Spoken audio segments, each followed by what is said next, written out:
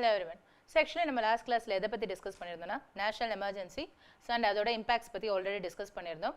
So now president rule or state emergency. So அதை பத்தி டீட்டெயிலாக பார்க்கலாம்.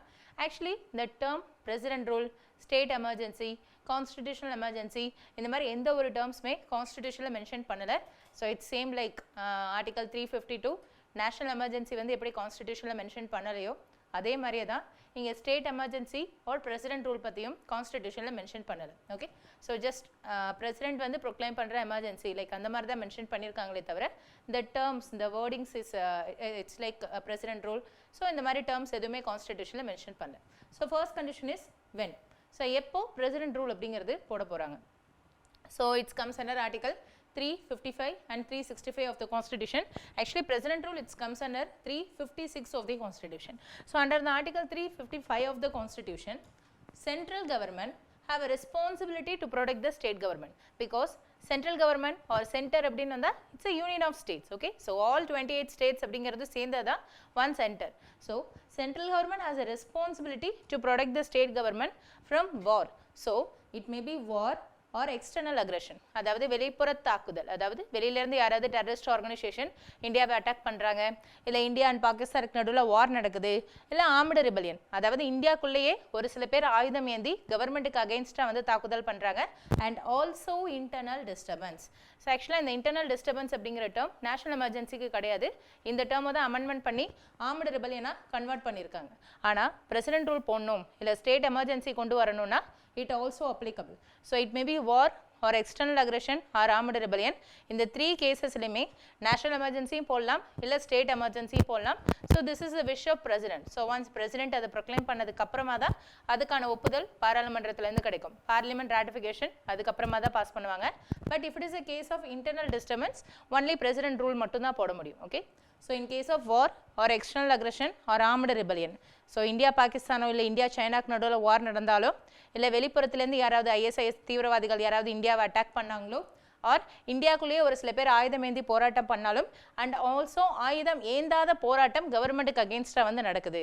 ஸோ இந்த மாதிரி ஆல் தீஸ் 4 கேசஸ்லையுமே என்ன பண்ண முடியும்னா ஸ்டேட் எமர்ஜென்சி கொண்டு வர முடியும்.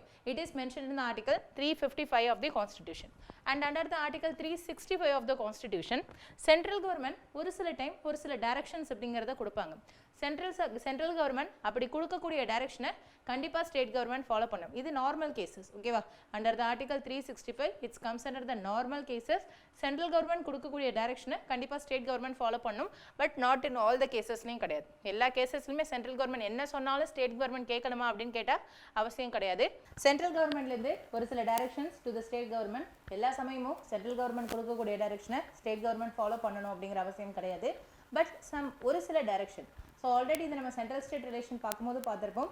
எந்தெந்த வகையில் என்னென்ன மாதிரியான டைரக்ஷன் கொடுத்தா ஸ்டேட் கவர்மெண்ட் ஃபாலோ பண்ணால் if it is something related to sovereignty of the country, அதாவது இந்திய நாட்டின் இறையாண்மை சார்ந்த ஒரு சில தகவல்கள் கொடுக்குறாங்க இல்லை அது ரிலேட்டடாக ஒரு சில ரெக்கமெண்டேஷன்ஸ் கொடுக்குறாங்கன்னா கண்டிப்பாக அதை ஸ்டேட் கவர்மெண்ட் ஃபாலோ பண்ணி தான் ஆகணும். So sovereignty is nothing but externally independent and internally supreme. Okay, so externally independent and internally supreme. It means that so வெளிப்புறத்துலேருந்து யாராவது ஒரு சில, அதாவது வெளி அப்படின்னு வந்தால் இந்தியாவுக்கு வெளியில் இட் மே பி ஐநா சபையாக இருக்கலாம், யுனைடெட் நேஷன்ஸாக இருக்கலாம், இல்லை other countries like US, Russia or UK. So இந்த மாதிரி வெளியிலேருந்து ஒரு சில கண்ட்ரீஸ் அப்படிங்கிறதா இருக்கலாம். அவங்க ஒரு சில இன்ஸ்ட்ரக்ஷன்ஸ் கொடுத்தா அதை இந்தியா ஃபாலோ பண்ணணும் அப்படிங்கிற எந்த ஒரு அவசியமும் கிடையாது. அதுதான் எக்ஸ்டர்னலி இண்டிபெண்டன்ட் அப்படின்னு சொல்லுவாங்க. எக்ஸ்டர்னலி இண்டிபெண்டன்ட்னா வெளிப்புறத்துலேருந்து எந்த ஒரு இன்ஃபர்மேஷன் வந்தாலும் இல்லை எந்த ஒரு கமாண்ட் வந்தாலும் அதை இந்தியா கண்டிப்பாக ஃபாலோ பண்ணணும் அப்படிங்கிற அவசியம் கிடையாது. And internally supreme. So internally supreme is nothing but internally, அதாவது இந்தியா எடுக்கக்கூடிய டிசிஷன்ஸ் தான் ஃபைனல் அண்ட் பைண்டிங். பார்லிமெண்ட்லேருந்து ஒரு டிசிஷன் எடுத்தாலும் ஓகே, இல்லை எக்ஸிக்யூட்டிவ் லெவலில் ஒரு டிசிஷன் எடுத்தாலும் that is final and binding. Because இந்தியாவோட ஹெட் அப்படின்னு பார்த்தா it is the constitution and இந்தியாவோட source is a people. So எந்த டைரக்ஷன்ஸ், அதாவது என்ன டிசிஷன்ஸ் வந்து பார்லிமெண்ட் எடுக்கிறாங்களோ that is final and binding. So இதை தான் சாவர்னிட்டி அப்படின்னு சொல்லுவாங்க. அதை அஃபெக்ட் பண்ணுற வகையில் ஒரு சில கண்ட்ரிஸ் வந்து ஒரு சில ஸ்டேட்ஸ், இந்தியாவில் இருக்கக்கூடிய ஸ்டேட்ஸ் வந்து செயல்படுறாங்க அப்படிங்கிற பட்சத்தில் அவங்க வந்து என்ன பண்ணலாம் அப்படின்னு வந்தால் சென்ட்ரல் கவர்மெண்ட்லேருந்து ஒரு சில direction to the state government கொடுக்கலாம்.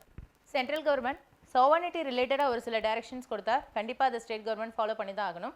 ஃபார் எக்ஸாம்பிள் தமிழ்நாட்டுக்கு சென்ட்ரல் கவர்மெண்ட்லேருந்து ஒரு சில டைரக்ஷன் வருது. For example if Tamil Nadu is in favour of Japan against of India, ஏன்னா இது எதை அஃபெக்ட் பண்ணும்? இந்தியாவோட சாவர்னிட்டி அஃபெக்ட் பண்ணும். Because Tamil Nadu is also part of India, right? So இந்த மாதிரி சாவர்னிட்டி, ஸோ லைக் இந்தியாவில் இருக்கக்கூடிய தமிழ்நாடு வந்து ஜப்பான் சொல்கிறத மட்டும் கேட்டுட்டு இந்தியா சொல்கிறத கேட்கலாட்டி அது வந்து எதை அஃபெக்ட் பண்ணும்? இந்தியாவோட சாவர்னிட்டி அப்படிங்கிறத அஃபெக்ட் பண்ணும். இந்திய நாட்டின் இறையாண்மையை வந்து பாதிக்கும். ஏன்னா நம்ம தான் எக்ஸ்டர்னலி இண்டிபெண்ட் ஆச்சே. வெளியில் இருக்கக்கூடிய எந்த ஒரு எந்த கண்ட்ரியாக இருக்கட்டும், இல்லை world trade organisation R United nation, so எந்த ஒரு வெளிப்புறத்தில் இருக்கக்கூடிய அமைப்பா இன்டர்நேஷ்னல் ஆர்கனைசேஷனாக இருக்கட்டும், அவங்க சொல்கிறத கண்டிப்பாக கேட்கணும் அப்படிங்கிற அவசியம் கிடையாது, கேட்கக்கூடாது. அண்ட் ஆல்சோ இன்டர்னலி சுப்ரீம், இன்டர்னலாக நம்ம எடுக்கக்கூடிய டெசிஷன்ஸ் தான் ஃபைனல் அண்ட் பைண்டிங் அப்படிங்கிறதா இருக்கும். So this is sovereignty. Or if it is something related to security, for example பார்டரில் வந்து சைனாவோ இல்லை பாகிஸ்தானோ இந்தியாவுக்குள்ளே ஊடுருவ வந்து ட்ரை பண்ணுறாங்க.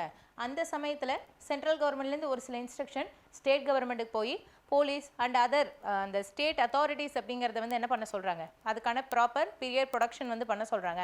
பட் ஆனால் அந்த ஸ்டேட் கவர்மெண்ட் ஒழுங்காக சென்ட்ரல் கவர்மெண்ட் சொல்கிறது கேட்கல, கண்ட்ரியோட செக்யூரிட்டி ரிலேட்டடாக கொடுக்கக்கூடிய டைரக்ஷனில் ஸ்டேட் வந்து அதை வந்து கேட்கல அப்படிங்கிற பட்சத்துலையோ ஆல் ஃப்ரெண்ட்லி ரிலேஷன்ஷிப்பை அஃபெக்ட் பண்ணுற வகையில், it maybe media or other people or in Twitter like ஏதாவது ஆன்லைன் மீடியமில் வந்து ஒரு சில தவறான தகவல்களை அந்த பர்டிகுலர் ஸ்டேட் கவர்மெண்ட்லேருந்து ஸ்ப்ரெட் பண்ணுறாங்க, இல்லை பீப்புள் வந்து ஸ்ப்ரெட் பண்ணுறாங்க. அதை கண்ட்ரோல் பண்ண வேண்டியது யாரோட ரெஸ்பான்சிபிலிட்டி? ஸ்டேட் கவர்மெண்ட்டோட ரெஸ்பான்சிபிலிட்டி. அதை ஸ்டேட் கவர்மெண்ட் ஒழுங்காக பண்ணலை அப்படிங்கிற பட்சத்துலையும் சென்ட்ரல் கவர்மெண்ட்லேருந்து ஒரு சில டைரக்ஷன் கொடுக்கலாம். இந்த மாதிரி ஒரு சில சர்டன் சர்க்கம்ஸ்டான்சஸில் சென்ட்ரல் கவர்மெண்ட் கொடுக்கக்கூடிய டைரக்ஷனை கண்டிப்பாக ஸ்டேட் ஃபாலோ பண்ணி ஆகணும். ஆக்சுவலாக இதை நம்ம சென்ட்ரல் ஸ்டேட் ரிலேஷன்லேயுமே பார்த்துருப்போம். So under the article 350A mother tongue, இந்த பெரிய பிரைமரி ஸ்கூல்ஸில் மதர் டங் அப்படிங்கிறது compulsory. And article 351 compulsory maybe ஹிந்தியை வந்து என்ன பண்ணலாம், ப்ரொமோட் அப்படிங்கிறது பண்ணலாம். Of or if the direction if it is related to tribal affairs, tribal peoples அப்படிங்கிறதோட டெவலப்மெண்ட்டுக்காக, இல்லை பிற்படுத்தப்பட்டவர்களோட டெவலப்மெண்ட்டுக்காக இருக்கலாம். ஸோ அந்த மாதிரி ஒரு சில டைரக்ஷன்ஸ் கொடுத்தா கண்டிப்பாக அதை ஸ்டேட் கவர்மெண்ட் ஃபாலோ பண்ணி தான் ஆகணும். Okay, is it clear? So இந்த மாதிரி cases when article 355 and article 365 failure ஆகும்போது கான்ஸ்டிடியூஷனல் எமர்ஜென்சியை ப்ரொக்ளைம் பண்ணுறதுக்கான ரைட்ஸ் பிரசிடெண்ட்டுக்கு இருக்குது. ஆர்டிகல் 355 மற்றும் ஆர்டிகல் 365 ஃபெயிலியர் ஆகும்போது அதனால தான் இது கான்ஸ்டிடியூஷனல் எமர்ஜென்சின்னு சொல்கிறோம். ஏன்னா இதெல்லாம் constitutional provision mention in the constitution. So அதை வந்து மீறும்போது ஸ்டேட் கவர்மெண்ட் அதை பிரீச் பண்ணும்போது பிரசிடென்ட் வந்து தன்னோட ரூலை அந்த பர்டிகுலர் ஸ்டேட்டில் அப்ளை பண்ண முடியும். இதுக்கு இன்னொரு நேம் தான் கான்ஸ்டிடியூஷனல் எமர்ஜென்சி அப்படின்னு கூட சொல்லலாம். ஓகேவா? Because the breach, it is the breach of constitutional provisions. It's mention in the article 355 and 365 of the constitution. Okay, then who எப்போ போடுவாங்கன்னு பார்த்தோம். ஆர்டிகல் 355 அண்ட் ஆர்டிகல் 365 ஃபெயிலியர் ஆகும்போது இதை போடுவாங்க. பிரசிடென்ட் ரூல் அப்படிங்கிறத அப்ளை பண்ணுவாங்க. நெக்ஸ்ட் ஒன் இஸ் ஹூ, யார் போடுவாங்க. So president, prime minister and council of மினிஸ்டரோட அட்வைஸ். ஆக்சுவலாக இங்கே ரிட்டன் ரெக்கமெண்டேஷன்லாம் எதுவும் தேவை கிடையாது. ஒன்லி நேஷனல் எமர்ஜென்சிக்கு தான் ரிட்டன் ரெக்கமெண்டேஷன் தேவைப்படும். இங்கே அதெல்லாம் எதுவும் தேவை கிடையாது. So prime minister and council of மினிஸ்டரோட அட்வைஸில் பிரசிடென்ட் என்ன பண்ணலாம், ஸ்டேட் எமர்ஜென்சி ஆர் பிரசிடென்ட் ரூலை பிரகடனப்படுத்த முடியும், அதாவது ப்ரொக்ளைம் பண்ண முடியும்.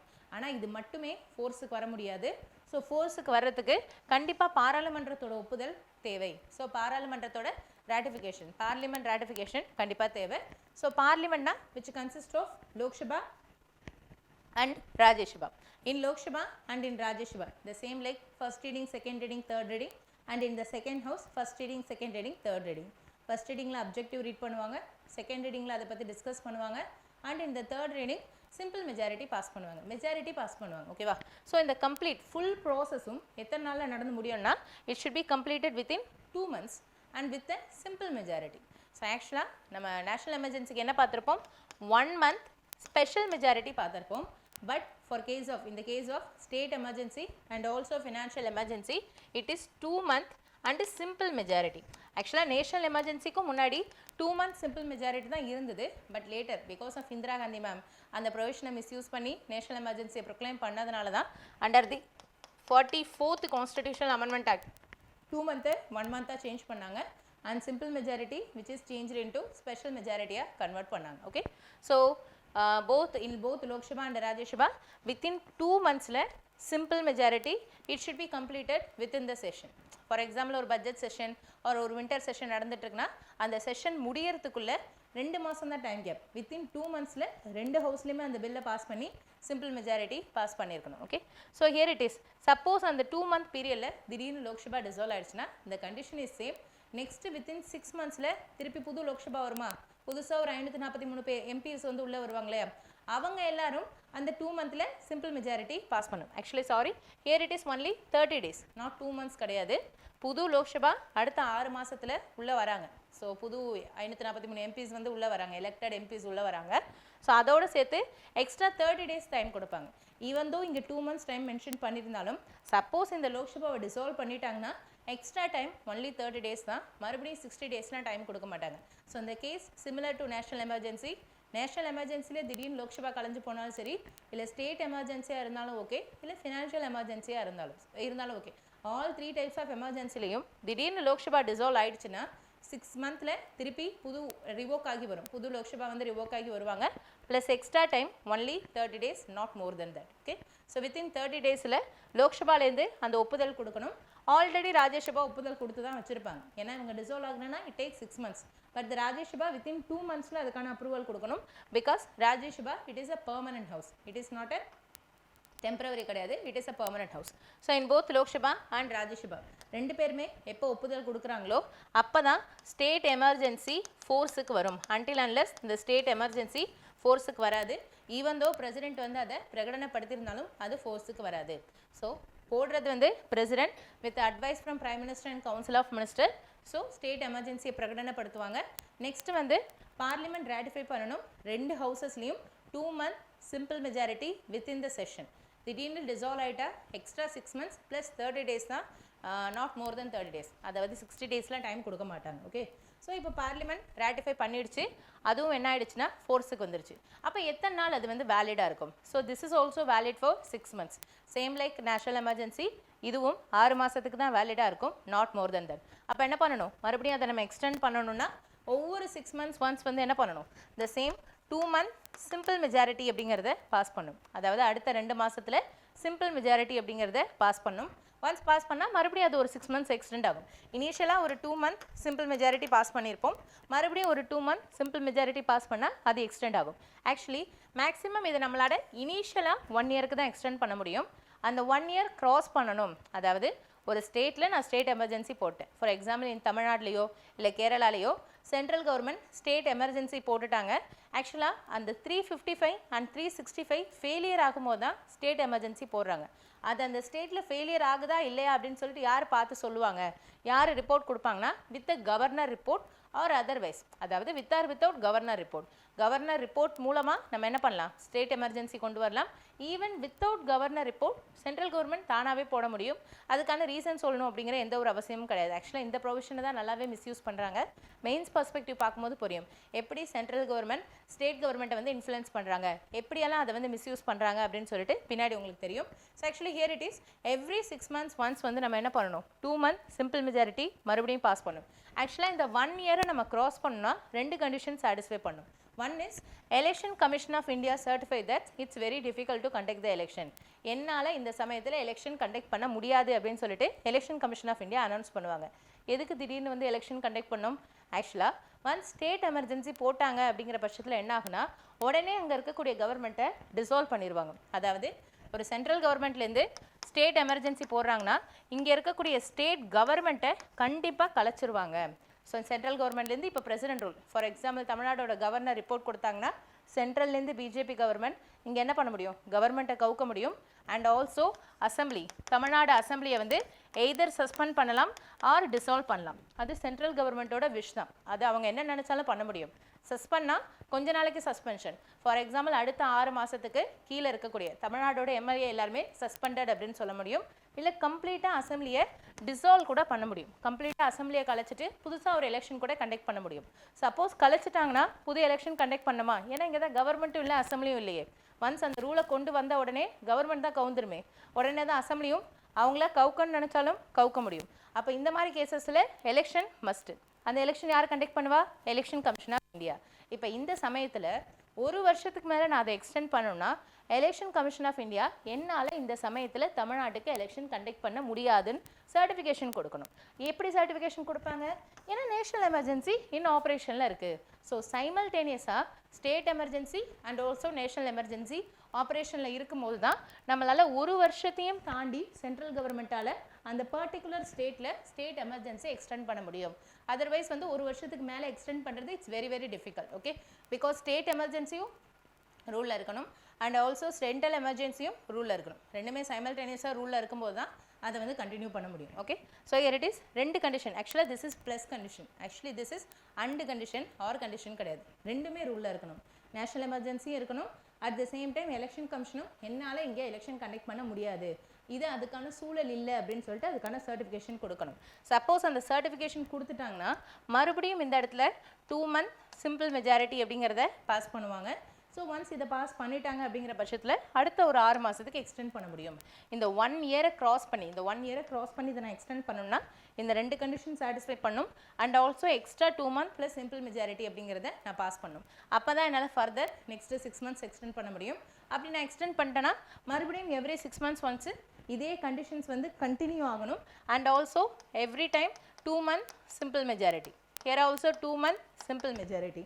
Here also 2 month simple majority. ஆனால் இதுக்கு மேலே நம்மளால் என்ன பண்ண முடியாது, பாஸ் பண்ண முடியாது. ஏன்னா ஒன்ஸ் இங்கே பாஸ் பண்ணிட்டா அது 6 மாதம் வரைக்கும் வேலிடாக இருக்கும். அதுக்கு மேலே என்னால் எக்ஸ்டெண்ட் பண்ண முடியாது. The maximum validity of state emergency is 3 years. Initial 1 year, next 2 years. So maximum it is 3 years only. ஓகேவா? So maximum it is 3 years only, not more than that. So once state emergency ஒரு ஸ்டேட்டில் போட்டாங்கன்னா அந்த particular டைப்பில் வந்து ஒரு 3 years அப்படிங்கிறது மட்டும் தான் என்னால் போட முடியும். அதுவும் 1 year க்ராஸ் பண்ணால் இந்த 2 கண்டிஷனையும் சாட்டிஸ்ஃபை பண்ணாதான் என்னால் க்ராஸ் பண்ண முடியும். Okay, so is it clear? Next one is revocation. So revocation, போட்ட ஸ்டேட் எமர்ஜென்சியை யார் திரும்பி வாங்குவா? போட்டவரே தான் வந்து திரும்பி வாங்கணும், by the president. So president with prime மினிஸ்டரோட அட்வைஸில் போட்ட நேஷனல் எமர்ஜென்சியை திரும்பி வாங்கணும். And of course more than 1 year or more than 3 years மேலே கண்டினியூ பண்ண முடியாது, வேறு வாய்ப்பே கிடையாது. அவங்க கண்டிப்பாக வந்து திரும்பி வாங்கி தான் ஆகணும். அது ஏன்னா கம்பல்சரி கண்டிஷன். ஓகே, ஸோ இந்த மாதிரி கேசஸில் பிரசிடென்ட் பிரைம் மினிஸ்டரோட அட்வைஸ் நார்மல் கேஸ் தான் எப்பயுமே. So revoke the national state emergency without any majority. லோக்சபாலையோ ராஜ்யசபாலையோ பில் பாஸ் பண்ணணும் அப்படிங்கிற அவசியம்லாம் கிடையாது, அன்லைக் நேஷனல் எமர்ஜென்சி. ஏன்னா நேஷனல் எமர்ஜென்சிக்கு என்ன பண்ணோம், லோக்சபாவில் பில் பாஸ் பண்ணோம் with a simple majority. So with simple மெஜாரிட்டியில் பில் பாஸ் பண்ணி போட்ட நேஷனல் எமர்ஜென்சியை திரும்ப வாங்கணும். இங்கே அந்த மாதிரி பில் பாஸ் பண்ணணும் அப்படிங்கிற அவசியம்லாம் கிடையாது. ஸோ பிரைம் மினிஸ்டரோட அட்வைஸில் பிரசிடென்ட் பை சைன் பண்ணியே என்ன பண்ண முடியும், போட்ட நேஷனல் எமர்ஜென்சியை திரும்ப வாங்கிக்க முடியும். Okay, next one is legislative impact. I already set கீழே இருக்கக்கூடிய லெஜிஸ்லேஷன், சட்டமன்றம் அப்படிங்கிறது சட்டமன்ற பேரவை மேலவை இருந்தால் சட்டமன்ற மேலவையும் சேர்த்து state legislative assembly and state legislative council. So இது மேபி சஸ்பெண்ட் பண்ணலாம் இல்லை டிசால்வ் பண்ணலாம். சஸ்பெண்ட்னா 6 மாதத்துக்கோ இல்லை 1 வருஷத்துக்கோ சஸ்பென்ஷனில் இருப்பாங்க. அவங்களால என்ன பண்ண முடியாது, ஹவுஸ்குள்ளே வர முடியாது, அவங்களால ஸ்டேட்லேருந்து பில்லெல்லாம் பாஸ் பண்ண முடியாது. ஆனால் நேஷனல் எமர்ஜென்சி அப்படி கிடையாது. நேஷனல் எமர்ஜென்சி டைமில் சென்ட்ரல் கவர்மெண்ட்டும் இருக்கும், ஸ்டேட் கவர்மெண்ட்டும் இருக்கும், பார்லிமெண்ட்டும் இருக்கும், அசம்பிளியும் இருக்கும். ஆனால் என்ன டிஃப்ரென்ஸ்னால் சென்ட்ரல் கவர்மெண்ட்டோட பவர் ஸ்டேட் கவர்மெண்ட்டோட பவரை விட அதிகமாக இருக்கும். அதுதான் டிஃப்ரென்ஸ். மற்றபடி இவங்களும் இருப்பாங்க, அவங்களும் இருப்பாங்க. அப்போது இந்த சமயத்தில் ஒரு நேஷனல் எமர்ஜென்சி டைமில் பார்லிமெண்ட்டாலையும் ஸ்டேட் லிஸ்ட்டில் லா மேக் பண்ண முடியுமா? So this is the power of parliament during national emergency time. So parliament நினச்சா ஸ்டேட்டில் லா மேக் பண்ண முடியும். அதே மாதிரி ஸ்டேட் நினச்சாலும் ஸ்டேட்டில் லா மேக் பண்ண முடியும் இல்லையா? ஏன்னா அவங்களுக்கும் ஸ்டேட் லிஸ்ட்டில் பவர் இருக்குது. Still they are in operation. Still அவங்க வந்து அசம்பிளி செட்டப்பில் தான் இருக்காங்க. இப்போ சப்போஸ் 2 பேருக்கு நடுவில் க்ளாஷ் ஆகிடுச்சுன்னா என்ன பண்ணுறது? ஃபார் எக்ஸாம்பிள் நீட்டுக்கான reservation, because education it is in the concurrent list, or police law and order related, so it is in the state list. So இந்த மாதிரி லா மேக் பண்ணும்போது சென்ட்ரல் கவர்மெண்ட் சொல்கிறதுக்கு அப்படியே ஆப்போசிட்டாக ஸ்டேட் கவர்மெண்ட்டில் வந்து சொல்கிறாங்க, இவங்க நீட் ரிசர்வேஷன் கொடுக்க முடியாதுங்கிறாங்க, அவங்க கொடுக்கணும், ஸ்டேட்லேருந்து கொடுக்கணுங்கிறாங்க. இந்த மாதிரி கான்ட்ரவர்ஷியல் வரும்போது யார் சொல்கிறது தான் அப்ளிகபிள் ஆகும்? பார்லிமெண்ட் சொல்கிறது தான் அப்ளிகபிள் ஆகும், சென்ட்ரல் கவர்மெண்ட் சொல்கிறது தான் அப்ளிகபிள் ஆகும். ஹியர் இட் இஸ் ஸ்டேட் லெஜிஸ்லேஷனே இங்கே கிடையாது. சஸ்பெண்ட் பண்ணாலும் சரி இல்லை கம்ப்ளீட்டாக ஸ்டேட் லெஜிஸ்லேஷனை டிசால்வ் பண்ணாலும் சரி, அஃப்கோர்ஸ் அவங்க வந்து அசம்பிளியில் இருக்க போகிறது கிடையாது. ஸோ இங்கே எது அப்ளிகபிள் ஆகாது? ஆர்டிகல் 251 இந்த law of repugnancy it's not applicable. ஏன்னா இங்கே எது மட்டும் தான் இருக்க போகுது, பார்லிமெண்ட் மட்டும் தான் இருக்க போகுது. ஒன்லி பார்லிமெண்ட் லா மட்டும் தான் ஸ்டேட்டில் இருக்க போகுது. ஸ்டேட்டாக இருக்கட்டும் சென்ட்ரலாக இருக்கட்டும், ஒன்லி பார்லிமெண்ட் மட்டும் தான் இருக்குது. ஆப்போசிட்டில் வந்து இந்த ஸ்டேட்டே கிடையாது. ஸோ அதனால் இங்கே அந்த ப்ராப்ளத்துக்கு வேலையே கிடையாது. So here it is law of repugnancy it's not applicable. So then next one. So இங்கேயும் பிரசிடென்ட் நினச்சா என்ன பண்ண முடியும், லா மேக் பண்ண முடியும். பிரசிடென்ட் எப்படி லா மேக் பண்ணுவார்? பிரசிடென்ட் தன்னோட பவரை பார்லிமெண்ட் கிட்ட கொடுத்து பார்லிமெண்ட் மூலமாக to make the law in states. So இந்த மாதிரி ஒரு லா மேக் பண்ணுறாங்கன்னா அது எத்தனை நாளைக்கு வேலிடாக இருக்கும்? So actually this law is valid for as long as state emergency is in operation. Okay, so this is valid for as long as state emergency is in operation plus 6 months and also more than that. Actually this is a kind of permanent law, it is not temporary in nature, unlike national emergency, because national emergency time la parliament la irundhu state la law make பண்ணாங்கனா அது temporary தான், எவ்வளோ நாள் national emergency இருக்கோ அது வரைக்கும் இருக்கும், plus extra ஒரு 6 மாதம் இருக்கும், அதுக்கு மேலே அந்த லா வந்து ஸ்டேட்டில் அப்ளிகபிள் ஆகாது. ஆனால் பிரசிடென்ட் ரூல் அப்படி கிடையாது, ஸ்டேட் எமர்ஜென்சி போட்ட டைமில் சென்ட்ரல்லேருந்து அதாவது பார்லிமெண்ட்லேருந்து ஸ்டேட் லிஸ்ட்டில் லா மேக் பண்ணால் it is valid for as long as state emergency is in operation. Once state emergency முடிஞ்சாலும் எக்ஸ்ட்ரா 6 மாதத்துக்கு இருக்கும், and it is more than that also. அதாவது இந்த 6 மாதத்தில் ஸ்டேட் நினச்சா அதை வந்து ரிசால்வ் பண்ண முடியும், அது வந்து இருந்தால் இருந்தே தான் ஆகணும் அப்படிங்கிற கண்டிஷன் கிடையாது. ஸோ இந்த 6 மாதம் முடிஞ்சோன்னே புது எம்எல்ஏஸ்லாம் வருவாங்க இல்லையா, சப்போஸ் புது எலெக்ஷன் கமிஷன் ஆஃப் இந்தியா வந்து புதுசாக ஒரு அசம்பிளியை ஃபார்ம் பண்ணுறது, அதாவது புதுசாக எம்எல்ஏ எலெக்ஷன்ஸ் கண்டக்ட் பண்ணி தமிழ்நாட்டுக்கு என்ன பண்ணிட்டாங்க, எம்எல்ஏஸ் அப்படிங்கிறதெல்லாம் வந்துட்டாங்க. இப்போ அவங்களாம் வந்து பில் பாஸ் பண்ண முடியுமா, ஏன்னா ஸ்டேட் லெஜிஸ்லேச்சருக்கு அந்த பவர் இருக்குது, மாநில சட்டமன்றத்தால் ஒரு மசோதா அப்படிங்கிறத பாஸ் பண்ண முடியும்.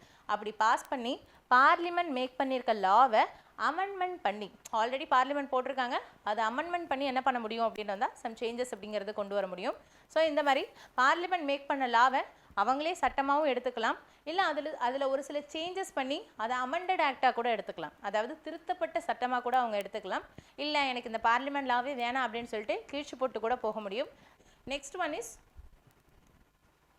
president power. Okay, so as I already said, president தன்னோட பவரை பார்லிமெண்ட்டுக்கு கன்ஃபர் பண்ணி அங்கே வச்சு என்ன பண்ணலாம், ஸ்டேட் லிஸ்ட்டில் லா மேக் பண்ணலாம். இப்படி மேக் பண்ணுற லா வந்து permanent in nature, not only law மட்டும் கிடையாது, அண்ட் ஆல்சோ ஆர்டினன்ஸும் மேக் பண்ண முடியும். ஓகே, ஸோ இந்த மாதிரி ஆர்டினன்ஸ் மேக் பண்ணுறாங்கன்னா, ஸோ இது இந்த ஆக்சுவலாக இந்த power of ordinance which is equal to parliamentary law. Okay, so இந்த மாதிரி பிரசிடென்ட் நினச்சா இதில் ஆர்டினன்ஸ் டைரெக்டாக ordinance make in the state list, not in the central list. ஏன்னா ஆர்டினரி நார்மல் கேசஸ்லேயே சென்ட்ரல் கவர்மெண்ட்டால் யூனியன் லிஸ்ட் அண்ட் கன்கரண்ட் லிஸ்ட்டில் law make பண்ண முடியும். ஆக்சுவலாக ஆர்டினன்ஸ் வந்து எப்போ கொண்டு வருவாங்க, so ordinance should satisfy 2 conditions. If it is we put the ordinance, 2 conditions அப்படிங்கிறது சாட்டிஸ்ஃபை பண்ணும். சென்ட்ரல்னா president, in case of state by the governor ordinance போடுவாங்க. ஸோ பிரசிடென்ட் இந்த மாதிரி ஆர்டினன்ஸ் போடுறாங்கன்னா it should satisfy 2 conditions, and also governor ordinance போட்டாலும் 2 conditions satisfy பண்ணும். ஒன்று, either of the houses not in session, either of houses not in session, plus it may be recess time.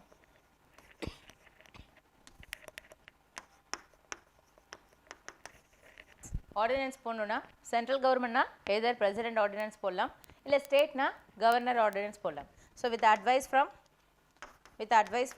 Prime minister and with advice from chief minister and council of minister. So சென்ட்ரல்னா prime மினிஸ்டரோட அட்வைஸில் president ordinance போடலாம், state in the sense chief மினிஸ்டரோட அட்வைஸில் governor ordinance போடலாம். So எப்போ வந்து ஆர்டினன்ஸ் போடுவாங்கன்னா, ஸோ ஆக்சுவலாக either of the houses not in session. For example consider if it is a central government, 2 houses இருக்குது, லோக்சபா அண்ட் ராஜ்யசபா 2 houses இருக்குது. So either of the houses not in session, அதாவது either Lok Sabha or Rajya Sabha or both the houses as well. ஓகேவா, அதாவது லோக்சபா மட்டும் செஷனில் இல்லை, இல்லை ராஜ்யசபா மட்டும் செஷனில் இல்லை, இல்லை both Lok Sabha and Rajya Sabha 2 houses அப்படிங்கிறதுமே செஷனில் இல்லை, கூட்டத்தொடரில் 2 பேருமே இல்லை அப்படிங்கிற பட்சத்தில் கூட ஆர்டினன்ஸ் போட முடியும். But it should be the urgent public importance அப்படிங்கிறதா இருக்கும். ஸோ ஒரு விஷயம் அர்ஜென்ட் அப்படிங்கிறதா இருக்கும். ஸோ இதுதான் அர்ஜென்ட் அதுதான் அர்ஜென்ட் அப்படிங்கிறத டிசைட் பண்ணுறது யார், actually it is decided by the prime minister and chief minister, but அவங்க சொல்லி பிரசிடென்ட் அண்ட் கவர்னர் டிசைட் பண்ணுவாங்க. ஓகேவா, president and governor with advice from prime minister and chief minister. Okay, so அவங்களோட அட்வைஸில் president and governor இதுதான் urgent அதுதான் urgent அப்படிங்கிறத decide பண்ணுவாங்க. ஓகே, ஸோ லைக் திஸ் இப்படி தான் ஆர்டினன்ஸ் போடுவாங்க. ஸோ நார்மலாக ஆர்டினன்ஸ் அப்படிங்கிறது வந்து இந்த power of ordinance central government போட்டால் அது பார்லிமெண்ட் லாக்கு ஈக்குவலாக இருக்கும், ஸ்டேட்டில் போட்டாங்கன்னா அது ஸ்டேட் லாக்கு ஈக்குவலாக இருக்கும். பட் இதை யூஸ் பண்ணி என்ன பண்ண முடியாது, ஆக்சுவலாக இதை மிஸ்யூஸ் பண்ணுறதுக்கும் சான்சஸ் இருக்குது இல்லையா, ஒரு சீஃப் மினிஸ்டரோ இல்லை பிரைம் மினிஸ்டரோ என்ன பண்ணலாம், இந்த சிச்சுவேஷனை மிஸ்யூஸ் பண்ணுறதுக்கும் சான்சஸ் இருக்குது. ஏன்னா எப்போ தான் ஆர்டினன்ஸ் போடுவாங்க, ரெசஸ் டைமில் தான் போடுவாங்க.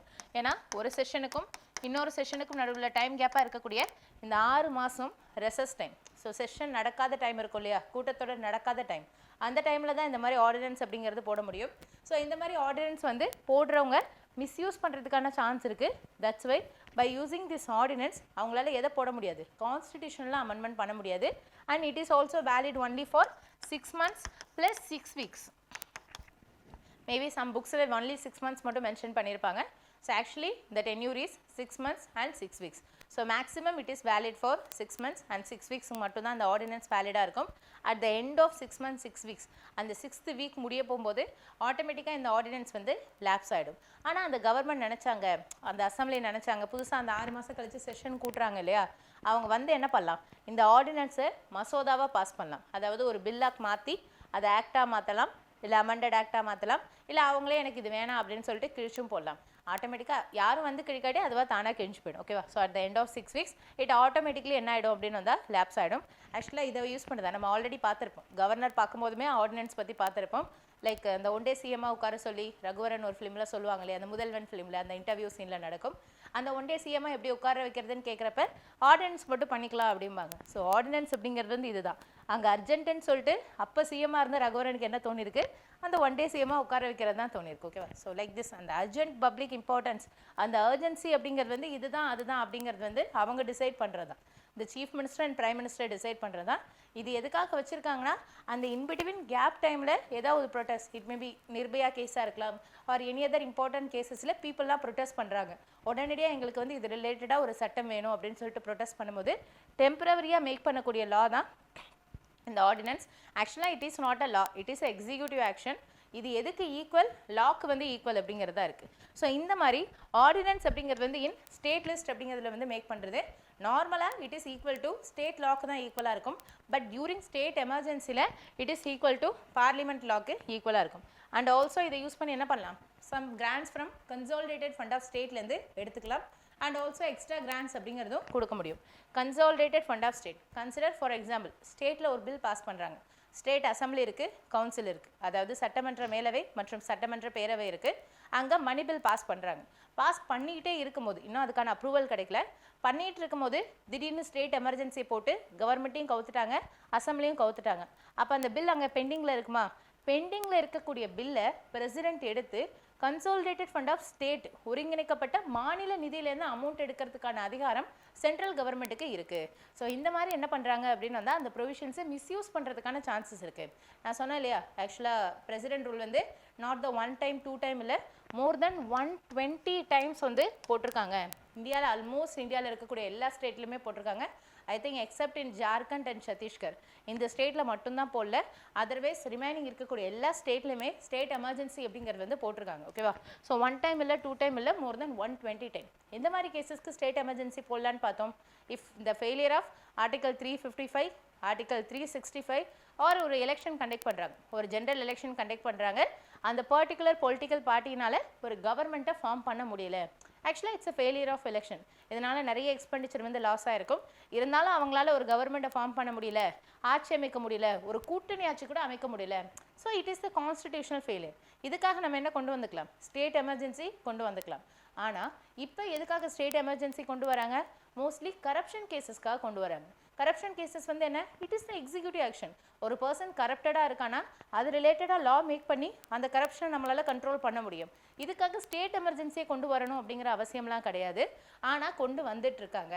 இந்த ப்ரொவிஷனை மிஸ்யூஸ் பண்ணி தான், ஒரு தடவை இல்லை 2 தடவை இல்லை, மிஸ்யூஸ் பண்ணுறது மோர் தென் 120 times மிஸ்யூஸ் பண்ணி நிறைய கரப்ஷன் கேசஸ்க்கெல்லாமே ஸ்டேட் எமர்ஜென்சி கொண்டு வராங்க. ஃபார் எக்ஸாம்பிள் கேரளாவில் கரப்ஷன் இருக்குது, அதர் கேசஸில் கரப்ஷன் இருக்குது அப்படின்னு சொல்லிட்டு இந்த மாதிரி ஸ்டேட் எமர்ஜென்சி கொண்டு வராங்க.